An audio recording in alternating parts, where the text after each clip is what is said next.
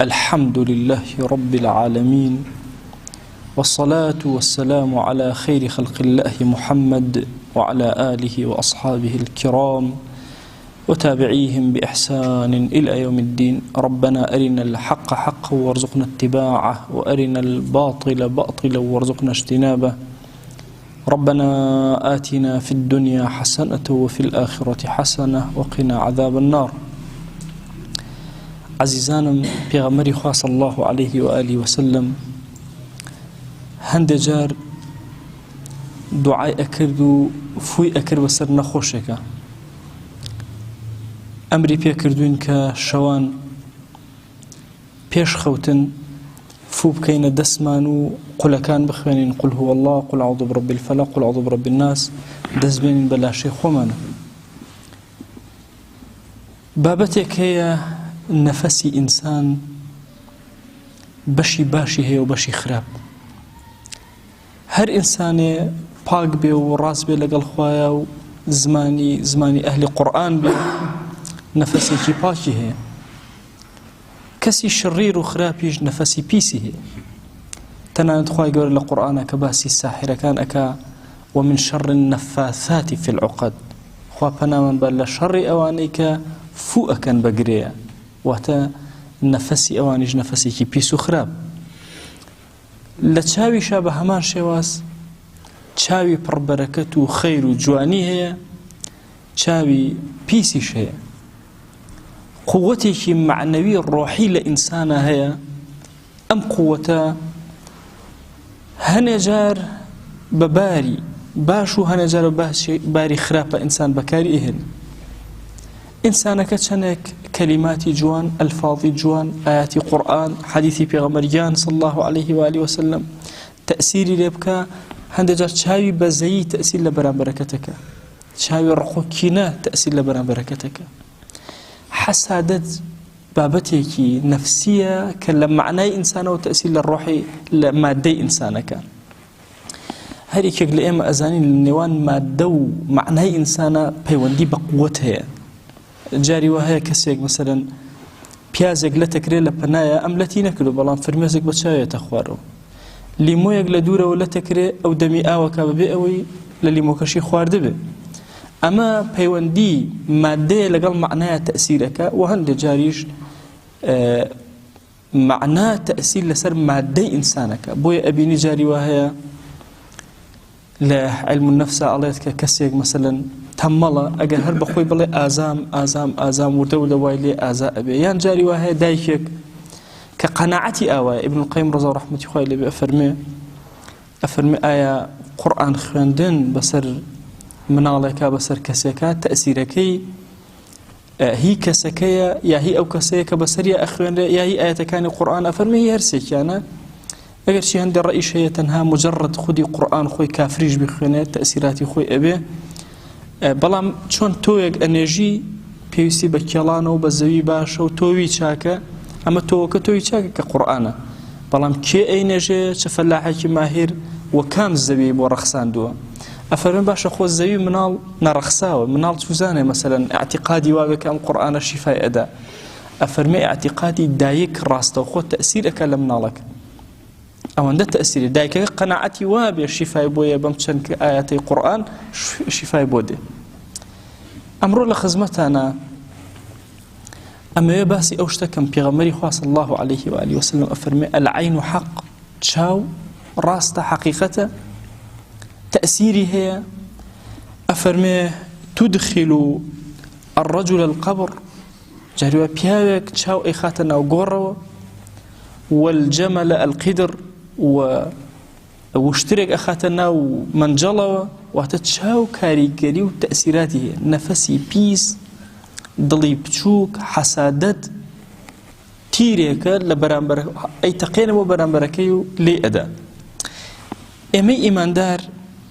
ئەزانین کە ئەم بەرنامەی ئێمە هیچ کەلەبەرێکی نەهێشتوتەوە بۆ ئەوەی بڵێن مەجالێکی تیابێ ئیلا چارەسەر و حەل و هەموو داناوە. ئەمە حەقیقەتێکە پێغەمبەری خوا صلی الله عليه وآله وسلم باسی کردووە. ئێمە چۆن لە چاو ڕزگارمان ئەبێت، ئەوە گرنگە. خودی چاوەکە بەڵێ کاریگەری هەیە، تەئسیری هەیە. بەڵام ئێمە چۆن ڕزگارمانە سەرەتا ئەمەوێ بڵێم کە کتمان لە ئومورەکانی ئینسانە زۆر گرنگە شاردنەوەی ئەو نعمەتانەی کە شاراون ئەو نعمەتانەی کە ئاشکران لە ئینسانە طبیعیە دەرکەوێ و عامەی خەڵکی کە هەیەتی هەر طبیعیە دەرکەوێ ئەو سڕەی کە خوا بە تۆی داوە پەخشی مەکە بۆ خەڵکی بیشارەوە بەتایبەت لە بینی ئەقرانە زۆر کات ئەم حاڵەتە دروست ئەبێ بەتایبەتی ئەمڕۆ فیتنەی فەیسبوک جلێکی جوان بۆ کوڕەکە تەگری ئەکڕی ڕسمێکی ئەگری تو دایبەزێ سفرەیەکت هەیە 4 میوان ڕووی تێکردی ئەمە وا ئەکات قووەتی سیڕەکەی تۆ ئەبات نابێ پێغەمبەری خوا صلی الله عليه و آله وسلم ئرشادی کردن لەوەی کە نعمەتەکان دەرنەخێن هەر هەموو ئەوەی خۆی دەرکەوتەوە خێری خوایە خوای گەورە پێخۆشە ئاثاری نعمەتەکانی لەسەر عەبدەکانی ببینێ بەڵام ئەو نعمەتانەی کە پەنهانن دەرنەکەوتن بیان شارەوە خاڵی یەکەم دووهەم هەمیشە وشەی ماشاء الله لا قوة إلا بالله لەسەر زمانت هەندێک جار ئینسان حەسادەت لە شتی خۆشی ئەبە ئاگات لێ بێ بۆیە دائیمە سارێکی جوانت ماڵێکی جوانت مناڵێکی ڕێکوپێکت علمێکت زانستێکت شەهادەیەکت هەر شتێک کە جێگەی سەرسوڕمانی تۆ بوو لە ماڵ و مناڵی خۆت هەمیشە ماشاء الله لا قوة إلا بالله بڵێ ئەم وشەی ماشاء الله لا قوة إلا بالله چاوی حەسوودەکانیش لە بەرامبەر تا کوێرەکە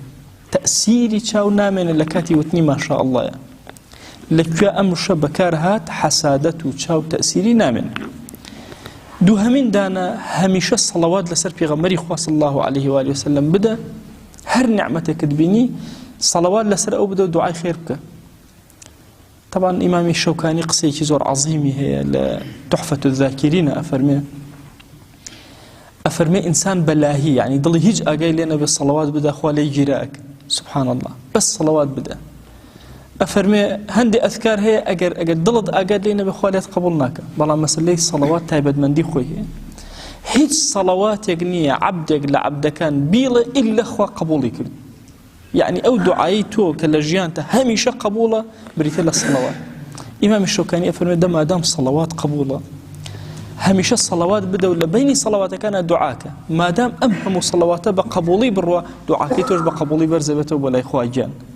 بۆیە لە سونەنە هاتووە ئینسان پێشەوەی دوعا بکە 3 سەڵەوات بدە دوعاکەی بکە و 3 سەڵەواتی تر بدە ئەمە سنەتە ئینسان ئەوە جێبەجێکە دائیمە دوعا بکە خوا بتپارێزە لە چاوی پیس لە نەفسی حەسوود سێهەمین دانە هەمیشە بە دەستنوێژت هەبێ ئیلتیزام بە دەستنوێژەوە زۆر گرنگە چەکی ئێمە موسڵمان دەستنوێژە قەت لە ماڵەوە مەسوورە دەرەوە بێ دەستنوێژ هەمیشە دەستنوێژێکی پاک و جوان و ڕەوان هەمیشە ئینسانی موسڵمان ئەبێ طاهر بێ کەمالی طەهارەتی هەبێ ئیمامی عومەر ڕەزا و ڕەحمەتی خوای لێ بێ ئەیفەرموو شەرمەکەم کە خۆر لێم بدا و دەستنوێژم نەبێ خۆر لێم بدا دەستنوێژم نەبێ لەبەرەوە ئێمە موسڵمان ئەبێ ئیلتیزامێکی تایبەت بکەین بە دەستنوێژمانەوە هەموو لە حەزای ئامادەین بە حضوری خوا شاد بینەوە بۆیە ئیلتیزام بە دەستنوێژەوە ئەتخاتە ژێر ڕەحمەتی ڕەب العالەمین کە کەوتیتە ژێر ڕەحمەت چاو ئەو بابەتانە تەئسیر لە تۆ ناکە سەدەقە و خێر و خێرات بیکەرە یاسای ژیانی خۆت هەمیشە کەسێکی سەدەقەکار بە خێرکەر بە خێر تەنها مادەی ئینسان نییە عەزیزانم مادە بەشێکە لە قەزیەکان بەڵام هەموو شتێک مادە نییە لە ئینسانە پێغەمبەری خوا صلی الله عليه و آله وسلم فەرمێ تبسمك في وجه أخيك صدق يعني تو برايكي مسلمان أبيني زرد خني برامبري كي بصدقة بوتنسري سردانێکی دایک و باوکە دەکەی بە سەدەقە بۆ تەنووسری ئەچیتە سەر گۆڕستان بە سەدەقە بۆ تەنووسرێ هەر بە بەردەم کۆمەڵە موسڵمانە ئەڕۆی سڵاوێک لەبەر خاتی خۆ ئەکەی بە سەدەقە بۆ تەنووسرێ کەسێ تەعزیەکی تەعزیەبارێکی لێ ئەکەی بە سەدەقە بۆ تەنووسرێ هەژارێکی و تۆزی هاوکاریەکەی بە سەدەقە بۆ تەنووسرێ سەدەقە زۆر گەورەیە والصدقة تدفع البلاء والله جاري وهي زردخنەیەکی تۆ بەڵایەکی زۆر گەورە لەسەر لا ئەبە یعنی ئێمە زۆر کات پیاوەکان ڕاهاتوون و ئافرەتەکانیش پیاوەکە چێتە ماڵ و عەبوس خۆیەکە بە ماڵە سەلامێکیش ناکە سەلامیش بکە ژنەکە ئەڵێ خێر چونکە لە عومریا سەلامی لێ نەکرد طبعا سبحان الله فەرمایشتێکی پێغەمبەری خوا صلی الله عليه و آله وسلم هەیە ئەفەرمێ ئەم پیاوە بە مجەڕەدی ئەمە ئەچێتە ماڵەوە قاچە خاتە ماڵەوە بسم الله الرحمن الرحیم السلام علیکم خوا لە هەموو گوناهەکانی ئەبورێ سبحان الله گوناهی لە دەرەوە کردووە ئەنواع جۆری گوناهی وردە توژووە سبحان الله خوای گەورە بەهۆی ئەم سەلامەوە لێ ئەبورێ خێزانەکەی وعليكم السلام ورحمة الله خۆی گەورە لە گوناهی ئەویش ئەبورێ یعنی تۆ سێر کە ئەم ماڵە چەند ئارام ئەبێت بۆیە ئەمە سەدەقەیەکی بچووکە لەوەچێ بەم سەدەقەیە خوا بەڵایەکی زۆر گەورە لەسەر لا ئێمە ئینسان لاواسترین لەناو ئاژەڵەکانە طبعا لەناو گیاندارانە بێنە هەر هەمویانە ئینسان لە هەمووی لاواسترە یعنی تۆ بێنە پێش چاوی خۆت مراویەک بێنە لە هێلکەکەیەتە دەرەوە دوای لە حەزاتێک بخەرنەوە ئەوە ناخنکێ و ئیشی خۆی ئەزانێ و جێبەجێیەک دەف سەیری بەچەی مناڵکە بزانم چەند بە ناڕەحەتی هەتا گەورەی ئەەکەی فێری ئەەکەی چی بخوا چۆن بخوا چی بکە یعنی ئێمە لە ڕاستیە زعیفترین و لاواسترینین ئەگەر ڕەحمەتی خوا نەبێت بۆیە چەندێک پێت کرا لە بەیانی هەتا ئێوارە لە فکرتا بێت تۆ سەدەقات کە سبحان الله صدقه الحمد لله صدقه ذكر بخوانه هم وانا صدقا مال النيمه شنو بيتكرا لما دب بخشى نال لاشت نال دلت صدقه بك مو صدقه اگر كسك شاي بركوت بيزناك الدنيا بين توسر خوي وابرم بلا ام شيخ او ملاو هي ضروري خود ورا الرقي شرعي بخدك رقي شرعي زور اسان هم انسان اتوانى بك برواكن ابن القيم رحمة الله عليه بالكتاب زادة طب النبوية أفرمي باشترين دنگ بو رقي شرعي دنگي خود باشترين دنگي خود برو رقي شرعي بو خود كتشون بكم تشي بكم زور بسيط هما سورة فاتحة أزاني سورة فاتحة يكي لنا وكان سورة شفاية سورة فاتحة بسر خوتا بخوانا هموان آية الكرسي أزانين آية الكرسي بسر خوتا بخوانا أجر توانيد أخيري سورة بقرة بخوانا لقل آياتي وإن يكاد الذين كفروا آياتيك همو زانيان لما سليت شاوا أو باسك أفرمون شفاء بو تشاو خود بخوانا بسر خوتا أبيت الشفاء بخوانا بسر مالكتا أبيت الشفاء بسر منالكانتا تأثيري تشاو لسرد نامني معوذتين هما نزانين قل أعوذ برب الفلق وقل أعوذ برب الناس سنة إنسان إيواران سجار قل كان بخينه بيانيان سجار قل كان بخينه أبيت ما يويك تشاو لخوي ولا دورو بري دور خاتون فرما يشتكي في غمريان شيء صلى الله عليه وآله وسلم دائما بو منال وإنسان بو خوشي يان بو هر رفيق برادري كبيني كان خوشة هسي كرتشاي بركوتوا أعيذك بكلمات الله التامة من كل شيطان وهامة ومن كل عين لامة أم دعاء أخوانا تأثير تشاول سر أو كسر نامن بويا عزيزان إما لزمانك أجين براسي زمني فتنة حسد الزور بوا طبيعتي خلق وايلات وهمو بلامار أدا خواني كوشكي هور بربي طبيعة جوانك نرمكي جاران ما نماوا همو من قناعتك ببشي خومن همو يتشاوي بري يعني كام كز أبيني سيرك يتشاوي بري وشتاني كي قورة أيوة لك لحظة ببيت خاوني هرشيشت زمنك شخو كافر بيدين وإعلام أما أنا همو تأثيري كله لسر خلقك طبيعتي خلقك أنقوريو بيوز أكلم زمنا إما زور آقادار بين خو من بخينا حصني خواوة قلاي خواوة هركز كوتا قلاي خواوة رزقاري أبي لبناء أما شرحزكم أو تان عرسكم فكريكي هلا هي براسي لإما كسي سري إيشكا ألان تشاو منالكي أكوي ألان تشاو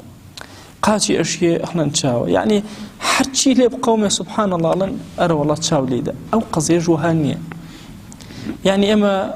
ممكنة تأثيري تشاو عرزمان كدن أو حقه أو أنا بلام ترسان لتشاو منع مسلمان لعقيدة مسلمان اشتوانية بشيك لترسكان ترسيكي طبيعي ما هي من مسلمان ومن كهرباء واللي أترسي أما ترسيكي طبيعية فلنجي شيري أبين اللي أترسي أما ترسيكي طبيعية لإنسان دنجي قوري أترسي إنسان أما طبيعية بو ملازي رؤدا أترسي طبيعية أما خوا دروسي كل ولا إنسان آية بشيك هي لطبيعتي كسي مسلمانة كبترسي لتشاو نخير أبد هرشت يقول بيجارته بوتشاو دنيا إلي بيته ويكنا ما دام تو لحصني خواي ما دام نيجي بياني أكيد دور كان نيجي سند لبيشيو أكيد ضلنيها بتشاو تأثير لناك بوي إنسان إيمان دار زور آرامة لقل خواي خويا و لهيش تيقنا ترسي ما دام لقلاو لحصني خويا بأمانة كعرزم كردن أمانة قلاو حصنا كانن بوي إنسان ببارزن لتشاو خواي قورا منيشو إيوج بارزي لتشاوي بيس داوما لذاتي باكي پروردگار خوای گیان ڕەحمەت و بەزەی و کەڕەمی خۆت بەسەرمانە ببارێنە خوای لەسەر جەم گوناهەکانمان ببورە گوناهێ بە ئاشکر ئەکردومانە عەفومان کە گوناهێ بە پەنهان کردومانە عەفومان کە گوناهێ نەمانزانیوە کردومانە عەفومان کە گوناهێ زانیومانەوە کردومانە عەفومان کە یا ڕەبی خوایە عاقبەتمان پڕ خێر کە یا ڕەبی خوایە دینداری و خواناسی لە ناخمانە زیاد کە یا ڕەبی خوایە داوات لێ ئەکەین بە ناوی جوانت بە صیفەتی بەرزە بە ئیسمی عەظەمت ڕەحمەت و بەزەی خۆت بەسەر ئەم مەجلیسە و بەسەر تاوای موسڵمانانە ببارێنە یا ڕەبی خوایە داوات لێ ئەکەین بەڕەحم و کەڕەمی خۆت لە گوناهی دایک و باوکمان ببورە یا ڕەبی خوایە لە گوناهی دایک و باوکمان ببورە پەروەردگارە داوات لێ ئەکەین بە گەورەی خۆت لە گوناهی مردوەکانمان ببورە یا ڕەبی خوایە لە گوناهی برا و خوشەکانمان ببورە لە گوناهی خێزان و هاوسەر و مناڵەکانمان ببورە یا ڕەبی خوایە لە گوناهی خۆشەویست و ڕەفیقانمان ببورە خوایە هەر کەس پیاوەتێکی لەگەڵا کردوین لە هەموو عومرمانە یا ڕەبی خوایە لە گوناهیان ببورە یا ڕەبی خوایە لە گوناهی دراوسێکانمان ببورە لە گوناهی خەڵکی شارەکەمان ببورە لە گوناهی ئومەتی پێغەمبەری خوا صلی الله عليه و آله وسلم ببورە یا ڕەبی خوایە ئارامی بخەرە دڵمانەوە خوایە ئارامی بخەرە ماڵمانەوە یا ڕەبی خوایە ئارامی بخەرە وڵات و نیشتیمانمانەوە یا ڕەبی خوایە داوات لێ ئەکەین بە ناوی جوانت بە صیفەتی بەرزە بە ئیسمی عەظەمت خوایە ئارامی بەسەر ئەم وڵات و نیشتیمانە ئێمە ببارێنە ئارامی بەسەر ئومەتی پێغەمبەری خوا صلی الله عليه و آله وسلم ببارێنە یا ڕەبی خوایە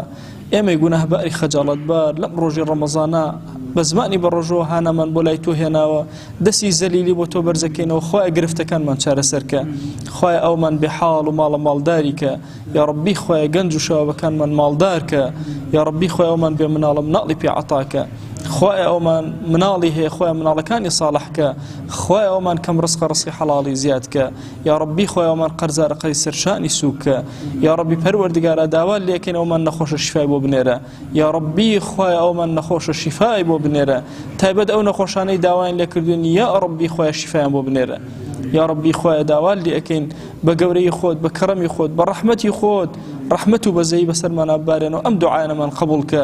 خوایە سڵاوی ئەم مەجلیسە ئێمە بگەیەنە پێغەمبەری خوا صلی الله عليه و آله وسلم یا ڕەبی خوایە ئەی ئەو کەسەی کە سپاردە قەت لە دەستی تۆیە زایە نابێ و خۆمان و ماڵ و مناڵمان سپاردەی تۆ کرد یا ڕەب العالەمین خوایە سپاردە لای تۆ زایە نابێ ئیمانی خۆمان سپاردەی تۆ کرد خوایە سپاردە لای تۆ زایە نابێ ئەخلاق و ڕەوشتی خۆمان سپاردەی تۆ کرد یا ڕەبی خوایە سپاردە لای تۆ زایە نابێ پەروەردگارە گیان کێشانی خۆمان سپاردەی تۆ کرد یا ڕەب العالەمین خوایە لەم دنیای دەرمان مەکە بە ئیمانەوە نەبێ خوایە لەم دنیای دەرمان مەکە بە شایەتمانەوە نەبێ خوایە زەلیلی سەر جێگەمان مەکە یا ڕەبی خوایە محتاجی دەستی نامردمان مەکە خوایە محتاجی دەستی ئینسانمان مەکە خوایە زەلیلی بەردەم زاڵمانمان مەکە یا ڕەبی خوایە لە بەهشتا لە خزمەتی پێغەمبەری خوا صلی الله عليه و سلم کۆمان کەرەوە یا ڕەبی خوایە لەژێر سێبەر و سێبەری ئاڵا و بەیداغی ئەوە حەشرمان کە یا ڕەبی خوایە بە ئومەتی ئەو قبوڵمان کە یا ڕەبی خوایە ئەم موسڵمانە هاتوونتە ماڵەکەی تۆ بەخوا پەروەردگارە سوژدە بۆ کەس نابن بۆ تۆ نەبێ بەخوا دەستی زەلیلی بەرز ناکەنەوە ئیلا بۆ تۆ نەبێ یا ڕەبی خوایە هەر شتێکیان ئەوێ پێیان عەتاکە یا ڕەب العالەمین ئامین ئامین والحمد لله رب العالمين وصلى الله على سيدنا محمد وعلى آله وصحبه وسلم تسليما كثيرا أبدا إلى يوم الدين خوي قول لقناه من الشيء وجبوري خوي لمن قبل